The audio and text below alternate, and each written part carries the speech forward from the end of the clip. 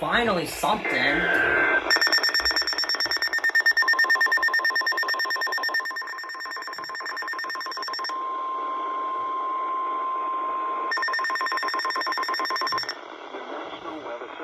Upton has issued a flash flood warning for southern Fairfield County in southern Connecticut until 7:30 p.m. Eastern Daylight Time.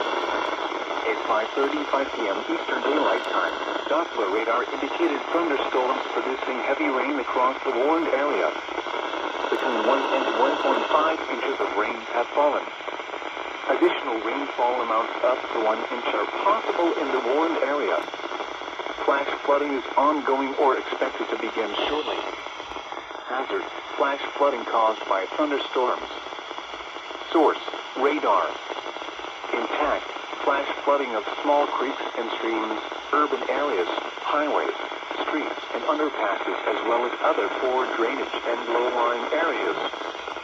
Some locations that will experience flash flooding include Bridgeport, Stamford, Norwalk, New Canaan, Fairfield, Greenwich, Westport, Darien, Wilson, Weston, and Easton. Turn around. Don't drown when encountering flooded roads. Most flood deaths occur in vehicles.